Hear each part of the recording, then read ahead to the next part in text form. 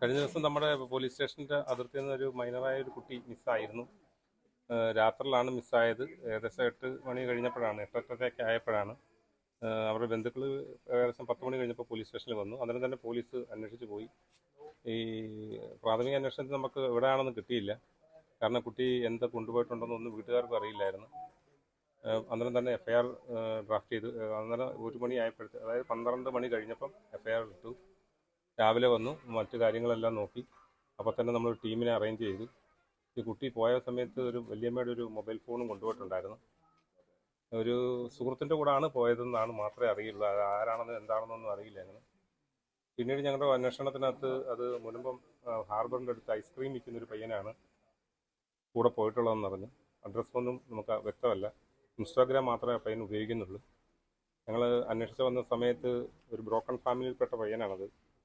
ഓച്ചിറ തഴവ സ്വദേശിയാണ്. അവിടെ ചെന്നപ്പോൾ അങ്ങനെ വീടൊന്നുമില്ല, അവർ വാടകയ്ക്ക് താമസിക്കുകയാണ്. അപ്പോൾ നമുക്ക് വ്യക്തമായിട്ട് ഇയാളുടെ സൗഹൃദം എന്താണെന്നൊന്നും അറിയില്ല. പിന്നീട് ഇൻസ്റ്റാഗ്രാമിനകത്ത് ഈ പയ്യൻ്റെ സുഹൃത്തുക്കളുമായിട്ട് കോൺടാക്ട് ചെയ്തു. അങ്ങനെ മെസ്സേജുകൾ ഇടിപ്പിച്ചു. ഈ പയ്യനും സ്റ്റോപ്പ് ചെയ്തിരിക്കുകയായിരുന്നു മൊബൈൽ. ഇടയ്ക്ക് മെസ്സേജ് ഇട്ട സമയത്ത് നമ്മൾ ലൊക്കേഷൻ നോക്കി. ഏകദേശം അപ്പോൾ കാസർഗോഡ് കഴിഞ്ഞിട്ടുണ്ട്. നമ്മുടെ പോലീസ് ടീം അന്നേരം തന്നെ ഒരു വാഹനത്തിൽ അതിനെ പിന്തുടർന്നു. പിന്നീട് ലൊക്കേഷൻ കിട്ടിയില്ല. പിന്നീട് മുംബൈ കാണിച്ചു. വീണ്ടും പോലീസ് ഏകദേശം എത്താറാകുന്നു, അവിടെ എത്തുന്നില്ല എന്നറിഞ്ഞപ്പോൾ വീണ്ടും അവർ തിരിച്ചതായിട്ട് നമുക്ക് മനസ്സിലായി. ധാരാവി എന്ന് പറഞ്ഞ ലൊക്കേഷൻ കിട്ടി. അത് കഴിഞ്ഞ് പോലീസ് പാർട്ടി അവിടെ തന്നെ വെയിറ്റ് ചെയ്യാൻ പറഞ്ഞു. അടുത്തൊരു ടീം ഇവിടെ നമ്മൾ അറേഞ്ച് ചെയ്ത് വീണ്ടും വിട്ടു.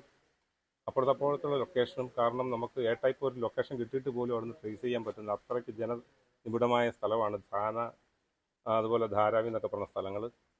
എന്തായാലും നമ്മൾ അവിടുത്തെ ഓഫീസേഴ്സിനെ കോൺടാക്ട് ചെയ്തു.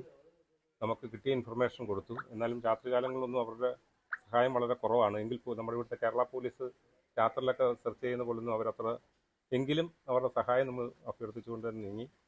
പിന്നീട് നമുക്കൊരു മൂവ്മെൻറ്റ് കിട്ടിയത് ഒരു വാഹനത്തിൽ പോകുന്നതായിട്ട് കിട്ടി. പിന്നീട് ട്രെയിനായി. വീണ്ടും നമ്മൾ അതിൻ്റെ ഇൻഫർമേഷൻ അനുസരിച്ച് RPF ഒക്കെ ആയിട്ട് ബന്ധപ്പെട്ട് നമ്മുടെ ജില്ലാ പോലീസ് മേധാവി നിരന്തരം അവിടുത്തെ ഉദ്യോഗസ്ഥരുമായിട്ട് ബന്ധപ്പെട്ട്, കൂടാതെ PHQ-യിലെ DG, നമ്മുടെ director general of police DGP അദ്ദേഹവും ഒക്കെ തന്നെ നമ്മുടെ ക്രൈം കാർഡും ഒക്കെ അവിടുത്തെ ഓഫീസുകളിൽ എത്തിച്ച് RPF-ആയിട്ട് നിരന്തരം ബന്ധപ്പെടുകയും ഞങ്ങൾ കോൺടാക്ട് ചെയ്യുകയൊക്കെ ചെയ്തു.